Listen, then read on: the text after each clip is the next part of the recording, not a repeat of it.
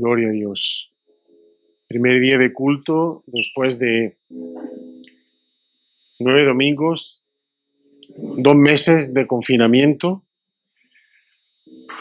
Qué fuerte esto que estamos viviendo, ¿eh? Qué fuerte. Pero también qué responsabilidad. Vamos a abrir la Biblia en el capítulo 6 de Isaías.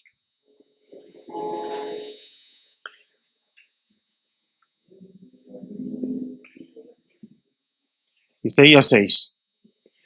Ahora hemos tomado la costumbre en casa de leer la palabra juntos con 4 Biblias abiertas. Y es muy bestia esto, porque de repente descubres cosas o el Señor te abre los ojos para ver cosas que nunca habías visto antes. Y es tremendo. En el año de la muerte del rey Uzías, vi yo al Señor sentado sobre un trono alto y sublime, y la orla de su manto llenaba el templo. Por encima de él había serafines, cada uno tenía 6 alas, con 2 cubrían sus rostros, con 2 cubrían sus pies, y con 2 volaban. El uno al otro daba voces diciendo: Santo, santo, santo es el Señor de los ejércitos, llena está toda la tierra de su gloria. Y se estremecieron los cimientos de los umbrales a la voz del que clamaba, y la casa se llenó de humo. Entonces dije: ¡ay de mí, porque perdido estoy! Pues soy hombre de labios inmundos, y en medio de un pueblo de labios inmundos habito, porque han visto mis ojos al Rey, el Señor de los ejércitos. Amén a su palabra. En este último versículo, prácticamente todas las versiones decían lo mismo. Pero hay una palabra que variaba significativamente en todas las versiones, que es la palabra, yo estoy leyendo aquí en la Biblia de las Américas. La Biblia Reina Valera dice: porque soy hombre muerto. La Biblia de las Américas dice: porque soy hombre perdido. Pero tengo una autodidacta en inglés que se llama Esther, que cuando estuvimos en Estados Unidos en febrero, ella se quiso comprar una Biblia en inglés. Y Dios la está bendiciendo, porque es increíble cómo puede llegar a entender. Yo no lo entiendo, es una cosa sobrenatural. Y lo que dice la tradición clásica en inglés de King James es: porque soy un hombre deshecho. Deshecho. Deshecho. Si Dios es el alfarero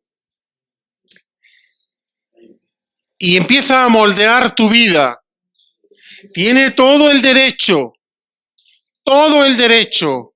de deshacerte. Y lo que va a hacer para deshacerte es darte una visión de su gloria. Es darte una visión como jamás la has tenido. Y eso es lo que Él ha hecho conmigo en estos días. Cuando empezamos el confinamiento, el pastor lo sabe, empecé a tener mucha carga de oración, mucha carga de oración. Y dije: si no aprovecho este tiempo para orar, ¿qué espera Dios de mí? ¿Cómo puede Dios usarme si estoy encerrado en casa, si no puedo salir a ninguna parte, si no tengo ningún plan hecho? ¿Cómo va Dios a usarme si no me encierro en Él? Así que espero que vosotros también os hayáis encerrado en Él. Y he entrado en una dinámica de oración en la que es abrir los labios y es entrar en la presencia de Dios.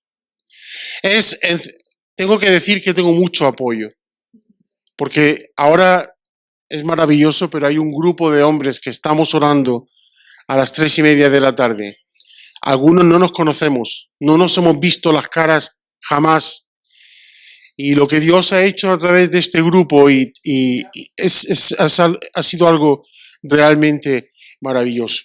Y quiero hablarte realmente de una experiencia, pero de una experiencia que es 100% bíblica. Cuando Dios se revela a nuestras vidas, lo que Dios hace es mostrar un lugar, es mostrar una referencia, es ubicarnos, es decirnos, aquí es donde tú tienes que estar. Y ese lugar donde tú y yo somos llamados a estar, esto lo habrás oído 1.000.000 de veces. Esto te lo sabrás de memoria. Pero Dios te lo quiere recordar. Y debe de ser por algo. Vamos a ir al capítulo 33 del libro de Éxodo.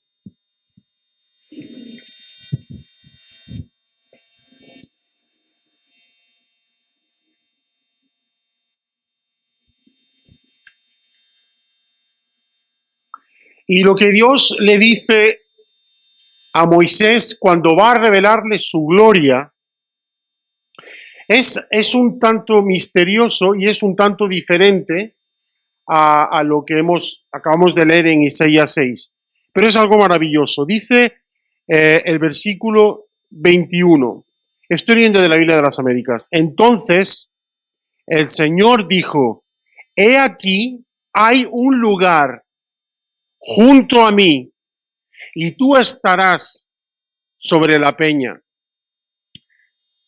Huelga decir que todos sabemos que la peña, la roca, es Cristo. Y si Él es tu fundamento y estás en la roca, entonces el Señor te dice, hay un lugar junto a mí. Hay un lugar junto a mí.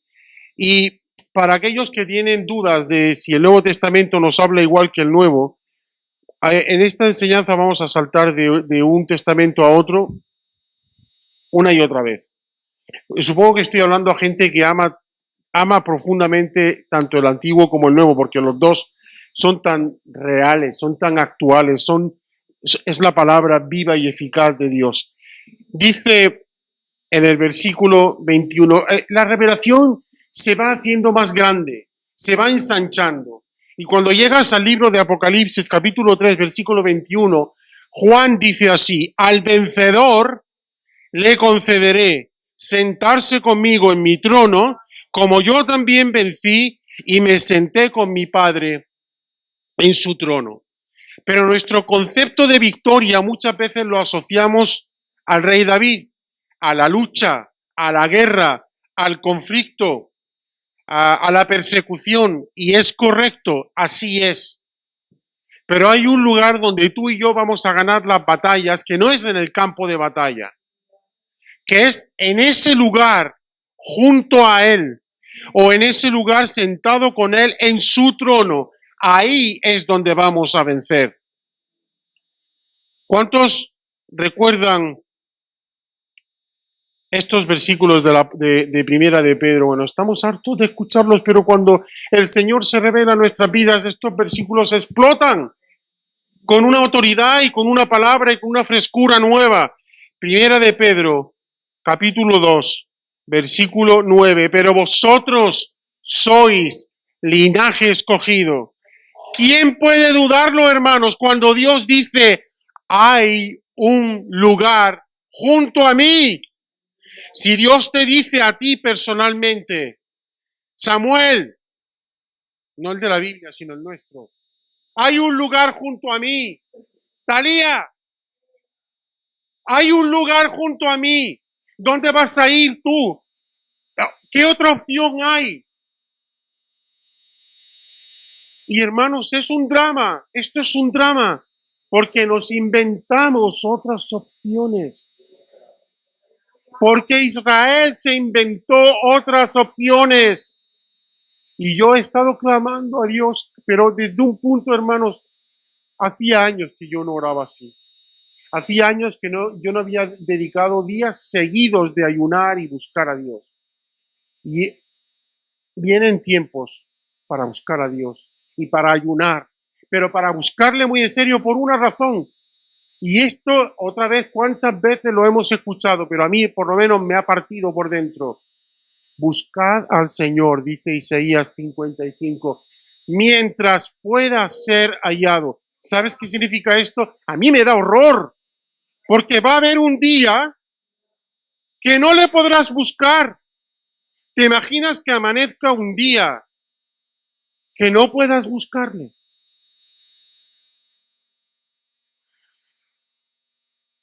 ¿Te imaginas que haya un día que ya no puedas orar a Él? ¿Que ya sea demasiado tarde? Pues así lo dice la palabra de Dios. Una y otra vez, buscad al Señor mientras pueda ser hallado. Y hermanos, si no nos va la vida ahora en buscarle hasta hallarle, si nos quedamos a mitad de camino en Jeremías 29:13, que dice el profeta Jeremías, ¿me buscaréis? Bueno, el profeta, Dios a través del profeta, y me hallaréis porque me buscaréis de todo vuestro corazón. Y si este no es el corazón de la iglesia, ¿qué necesitamos para poder tener ese corazón y esa entrega y esa búsqueda de Dios? Si no es nuestra actitud, si no es nuestra búsqueda, entonces tenemos que plantearnos si realmente amamos a Dios por encima de todas las cosas. Porque estoy seguro de que aquello que tú amas, tú lo persigues. Y lo persigues hasta que lo encuentras. Y no cedes, y no cedes. Y estos han sido días, hermanos, yo por lo menos, de Esther ha aterrorizado a Daniel, porque ha estado a las 3 de la mañana, a las 5 de la mañana, a las 2 de la mañana, orando por la casa. Yo no tengo ese problema. Yo duermo como un mendigo. No sé lo que es tomarme una pastilla para dormir, pero cuando llega la mañana, hermanos, hay días que me he despertado y mis primeras palabras han sido orando. Y esto no soy yo, no soy yo. Pero si Dios abre una puerta y te dice, hay un lugar junto a mí, ¿qué vamos a hacer nosotros, hermano? ¿Qué vamos a hacer nosotros? Y por eso dice linaje escogido,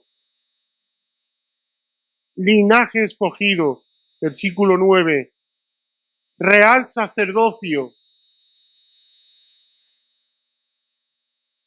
¿Cuántos creen que Israel es un ejemplo para nosotros? En muchos casos, un ejemplo para no seguir. Es así, ¿verdad? Israel es un paradigma de la iglesia. Pero en el antiguo pacto,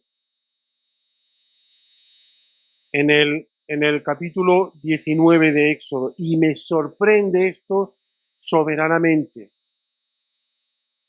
porque no está hablando de levitas, pero dice Éxodo 19,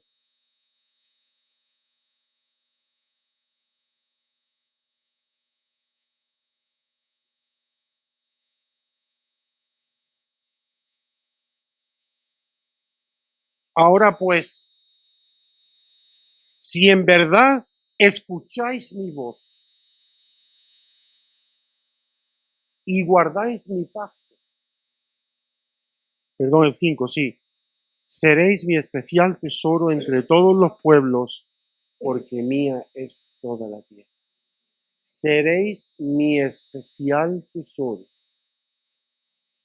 Mi especial tesoro. Y vosotros, yo no veo, pastor, corrígeme si me equivoco, pero yo no veo aquí que esté mencionando a los levitas.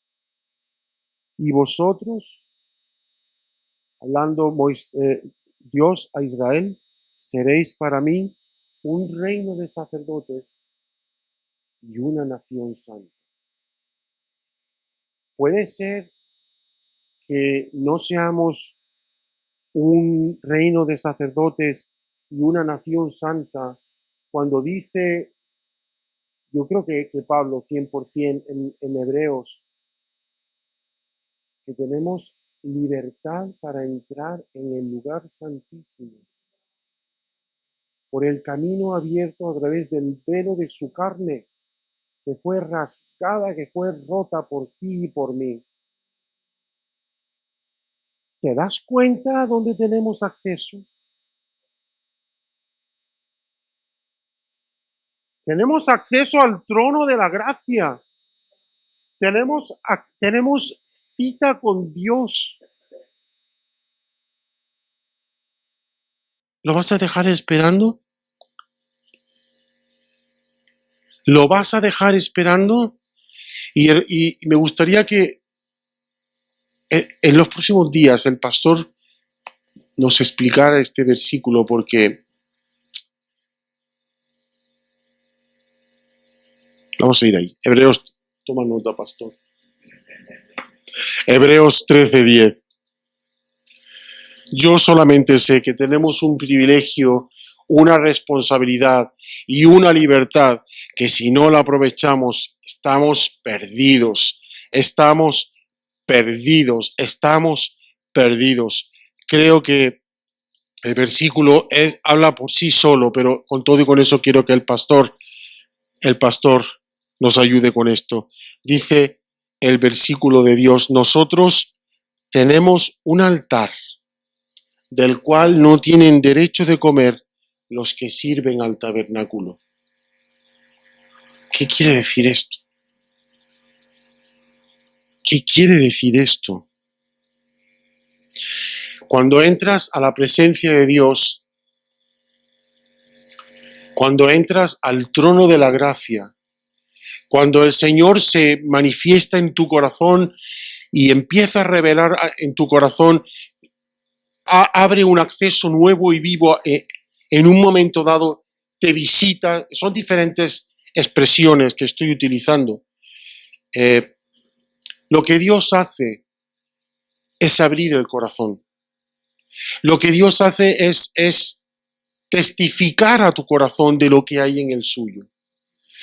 Y lo que Dios hace es algo glorioso, porque te lleva a orar, te lleva a pedir exclusivamente por las peticiones que están en su corazón. Romanos 8 dice que el Espíritu de Dios guía a los hijos de Dios. Y Pablo dice que no sabemos cómo tenemos que pedir, pero hay quien lo sabe.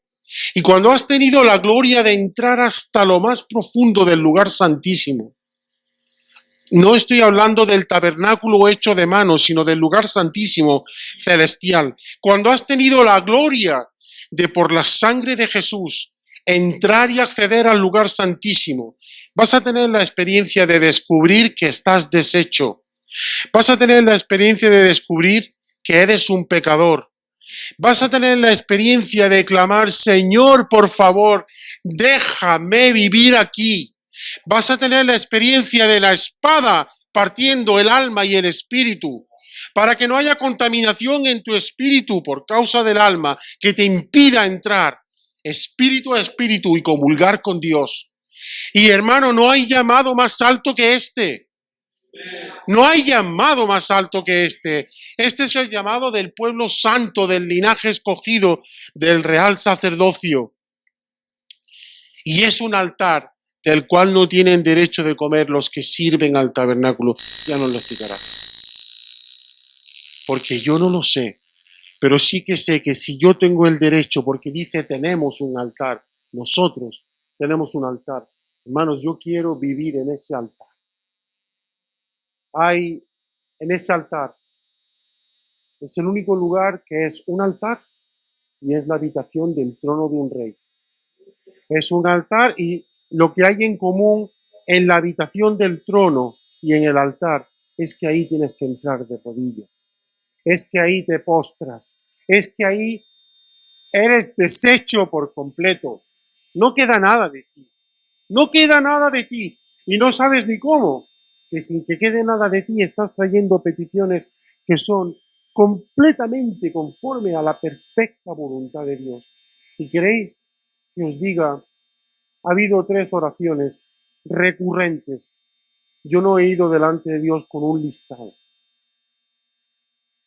con una lista de peticiones.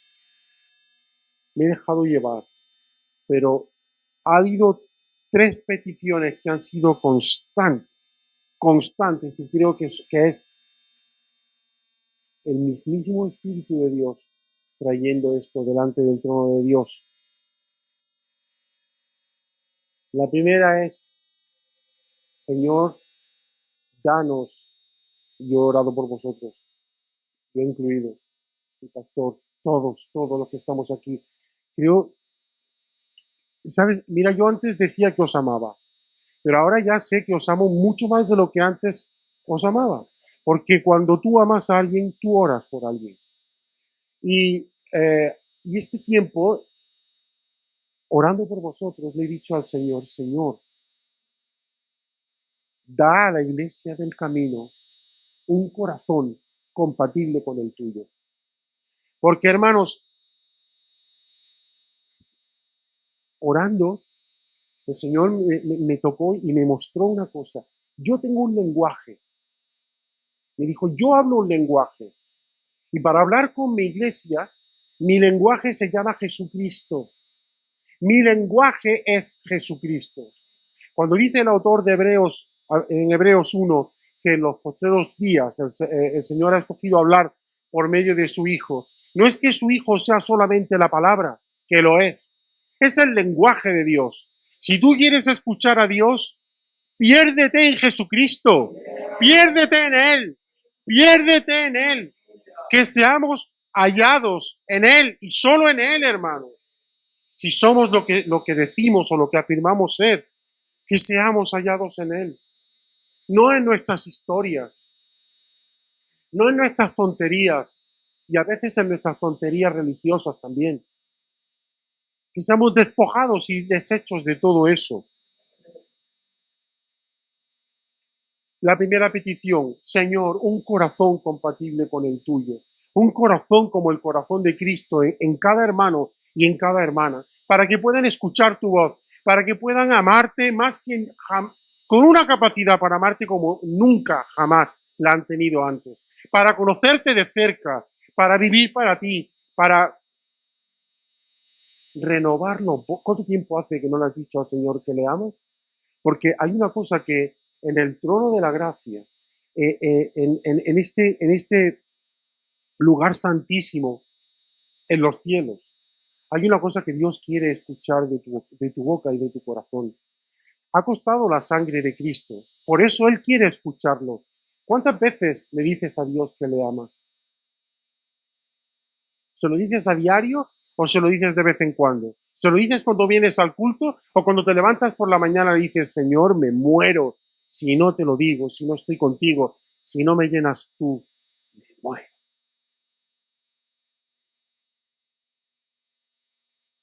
Un corazón compatible con el suyo. Y sabes que después de esta clase de oración vienen oraciones más pequeñas, vienen peticiones más pequeñas, algunas catastróficas. Le he pedido a Dios por vosotros, lo mismo que he pedido por mí también, porque Dios me ha llamado a orar por todos. Pero le he pedido a Dios, si Dios nos concede esto, hermanos, tenemos que preparar. Me dijo una vez una hermana, yo no le pido paciencia a Dios porque me vendrán las pruebas. Yo he invitado a las pruebas en el trono de la gracia. He invitado a las pruebas en el trono de... Sé que Dios nos va a probar. Porque sabes qué, mira, si tu fe no es probada, tu fe no es confiable. Si tu fe no es probada, tu fe no es confiable. Dice el profeta Isaías en el capítulo 48, te he purificado, pero no como a plata. Así que, hermanos, mientras algunos creyentes, posiblemente muchos en el planeta Tierra, han estado necesitados de 1,5 millones de consejos, han estado necesitados de 1,5 millones de consuelos, y han estado necesitados de quién sabe qué cosa por causa del miedo al coronavirus. Yo no he orado por el coronavirus, solamente le pido a Dios, y el pastor lo sabe, Señor, cumple tu propósito hasta el final. Lo que tengas que cumplir en mi vida con todo esto, cúmplelo. Lo que tengas que cumplir, lo que tengas que hacer, lo que tengas que deshacer en la iglesia del camino, cúmplelo y hazlo. De manera que nuestra fe sea confiable, de manera que nosotros podamos ser, como hemos leído en Éxodo, en Éxodo 19, gente que escucha a Dios. Si escucháis mi voz, es un sí condicional. Si escucháis mi voz y guardáis mi pacto. Pero hermanos, ¿sabes cuál es el nuevo pacto? El nuevo pacto, la Pascua, porque es la Pascua, es el participar de Cristo Jesús. Y no sé si fue ayer o antes de ayer, leíamos en casa primera de Pedro.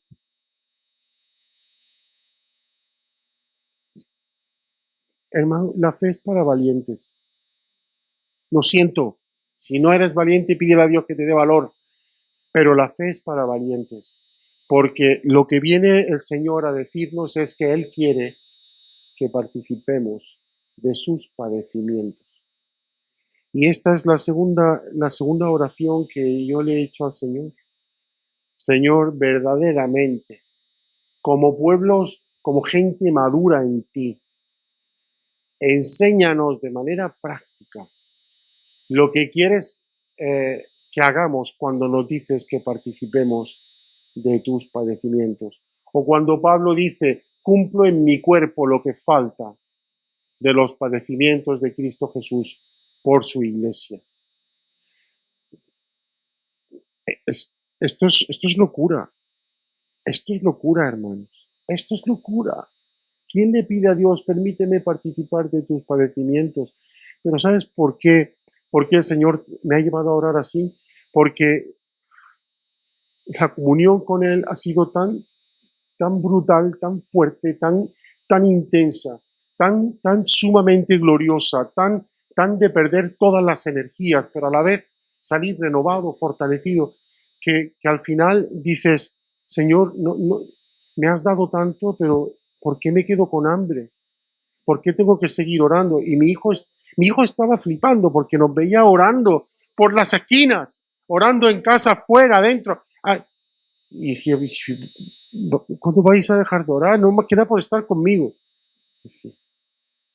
Y hay tres personas por las que Dios me ha llevado a orar de una manera que me quebranta. Una es mi hijo Daniel, otra es vuestro hijo Isaac y otra es el hijo de los pastores de Argentina que conocí en diciembre. Daniel, Isaac y Axel. Cómo he llorado y he clamado y clamo y lloro y cada vez que toco a mi hijo, tocarlo así. Pero ahí está Jairo. Ahí está Jairo. Y yo creo que qué gozo salir del trono sabiendo.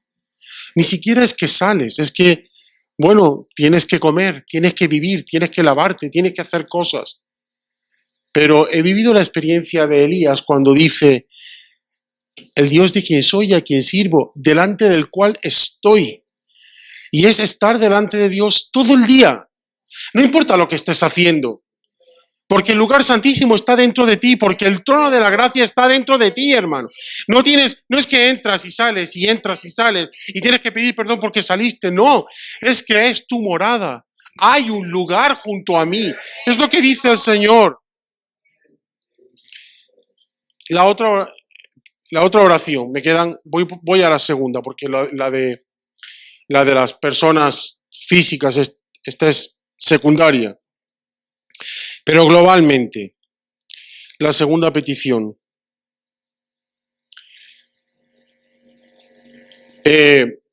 Orando por esta nación. De repente, una mañana tuve una congoja insoportable. Porque Israel, me vino el pensamiento de que Israel vivió días de gloria cuando David era su rey, cuando su rey era el gran cantor de Israel, cuando su rey proclamaba a Dios con todo lo que hacía. Y no en vano la palabra dice que David era un hombre conforme al corazón de Dios, cuando al principio los reyes estaban caminando con Dios. Y no duró mucho, por desgracia. Y es muy fuerte esto, porque abandonaron a Dios y se fueron detrás de las piedras. Pero una mañana me deshizo el Señor, porque me di cuenta de que aquí no es que la nación haya abandonado a Dios, es que siempre ha seguido a las piedras, es que siempre ha seguido a los ídolos mudos, es que siempre ha seguido a dioses hechos de madera y de piedra, y a diosas hechas de madera y de escayola. No es que la nación haya vivido para Cristo y luego se ha apartado. No es que hayan dejado de seguir a Dios para seguir a los ídolos. Es que siempre esta nación siempre ha seguido a los ídolos. Y hermanos, estaba leyendo un libro, porque otra de las cosas que el Señor me ha llevado a hacer, y soy reticente a estas cosas, pero cuando el Señor dice esto va a ser así, punto, no hay nada que añadir. Y Dios me ha dado la oportunidad de conseguir algunos libros que milagrosamente llevaba años detrás de ellos y no los conseguía. Y el Señor puso en mis manos un libro que se llama Volvamos a la Fuente, que no es que realmente dijera nada especial ni nada nuevo, pero que hubo algo que me impactó.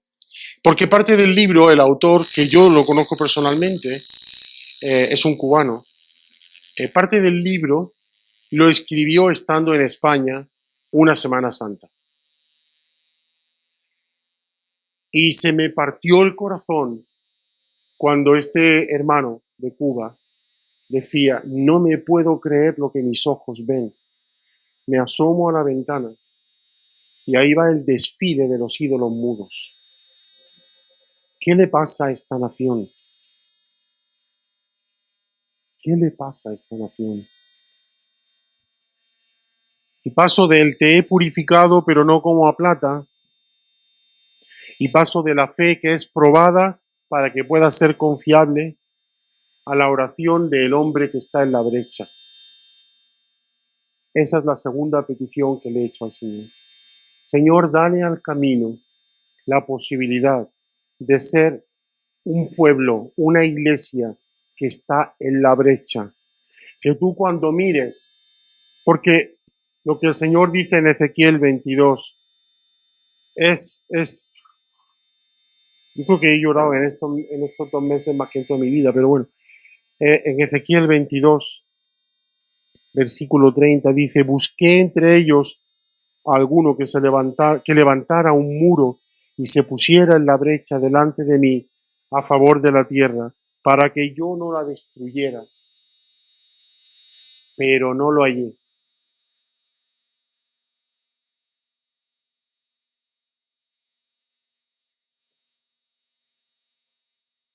Esa es la segunda petición, hermano.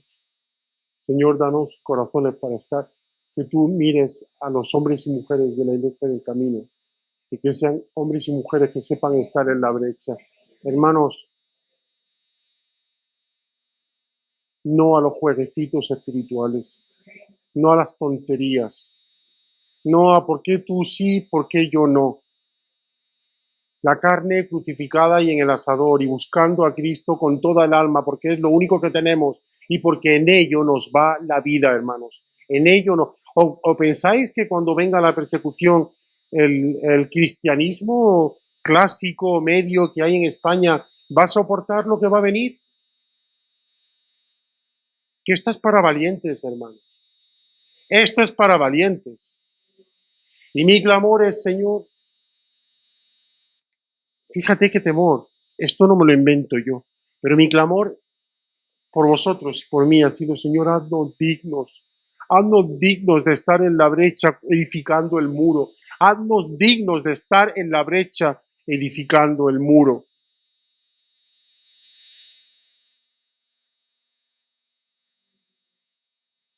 Y no quiero alargarlo más, pero la tercera petición es parecida, es ligeramente parecida, pero no es exactamente igual.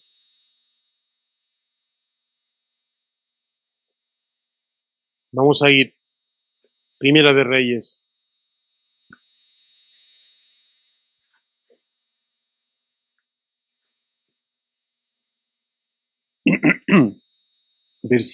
capítulo 19, versículo 18. Dejaré 7.000 en Israel todas las rodillas que no se han doblado ante Baal y toda boca que no lo ha besado. Mi oración, Señor, por favor, que nuestras rodillas no se doblen delante de Baal. Esto parece que no tiene, quizá piensas que no tiene demasiada importancia. Déjame decirte, hace año y medio levantaron en un parque en el sur de Manhattan un monumento a Baal. Y pude ver en YouTube el día de la inauguración del monumento de Baal. Y que Baal sea adorado y que sea honrado con monumentos es lo menos que me preocupa.